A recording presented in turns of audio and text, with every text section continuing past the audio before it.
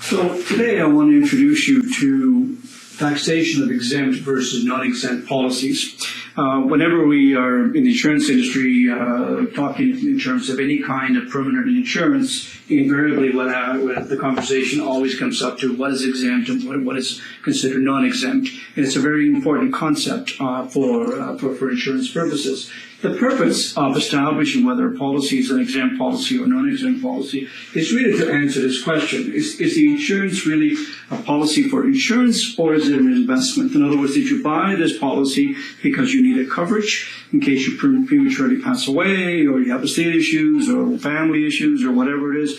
Or did you really buy this policy because you really like the idea of investing money and you don't want to have to pay any taxes? In other words, it is an investment policy. So in other words, what is the purpose of all of this, okay? And so therefore, because this is primarily involves universal life, basically, as you know, with universal life, we can dump in a lot more money than normal and all that. So basically, there would have to be some kind of a compromise, you might say, in all this, okay? And so therefore, we said, okay, if it's an exempt product, then it is an insurance contract. And as a result, the growth in the cash value, the investment account, whatever it is, will be tax deferred as long as the money sits in there. In other words, the money is not withdrawn or anything along that line. Okay, and should that person die, whatever it is, all that will, of course, be tax-free. So in other words, if it's an exempt product, then there is, theoretically, it's not for investment purposes, so therefore it will be considered an insurance contract. If it is a non-exempt product, then really it isn't an insurance product, it's an investment product, which basically means you lose that tax sheltering, and therefore you're going to end up having to pay tax on that investment, just like any other investment, okay? So that's really where the issue is exempt or is it non-exempt, okay? And so the question obviously then is, how do we maintain the policy in an exempt status, okay? And the only way you can really maintain the policy always in an exempt status would be if the investment account, okay, the investment account does not exceed, and I put this in blue purposely because this is a very important line, the maximum tax actuarial reserve, in other words, the MTAR line, okay?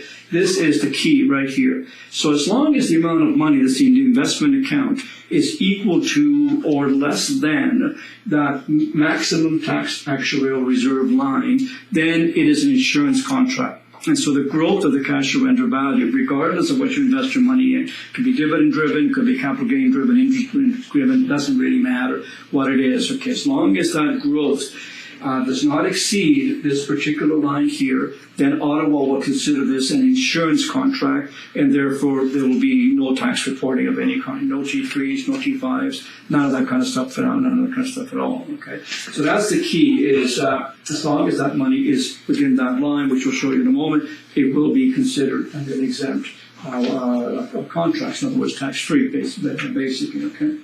Now there have been some changes since this all came out. The original MTAR line all started basically, policy last acquired December the 1st, 82 to December 31st, 2016. So in other words, there's been a major change here. Now up to that point, from December 1st, 82 to December 31st, 2016, basically, what Ottawa used was, you might say, a fictional policy because it doesn't really exist, is a 20-year endowment to age 85. In other words, they would test this to make sure that it stays within the MTAR line throughout that period of time up to your age 85. Then after that, it doesn't really matter anymore, okay? So as long as the amount of money was growing at the same rate as this fictional sort of policy, you might say, of a 20-year endowment to age 85, then it is considered an exempt policy because it stays within the maximum taxable actuarial reserve. Okay, so that's sort of the, like I say, a fictional policy, but nonetheless, that's what they drew on. There has been some changes. And so therefore, a new change would be policy last acquired after December 31st, 2016. In other words, starting January the 1st, 2017, a few things have changed, okay? And the new endowment policy is no longer a 20-year to age 85. The new one will be an 8-year endowment to age 90. okay, to age 90. And that's very important to remember. So you must look at your exam if you get to this point. You must make sure that you read the question carefully, whether it's a policy that was acquired prior to December 31st, 2016, which will fall into these particular rules, and it'll be exempt up to age 85. In other words, it's tested up to age 85, okay? Or whether it's a brand new policy last acquired December 31st, 2016, which is the last time, basically. So in other words, any policies issued from January 1, 2017 onwards, the new policy to establish what this line is an 8-year endowment to age 90. So you might say that these cases here, I know we call them endowments, but sometimes you could also what we call limited pay life. In other words, you only pay for 8 years.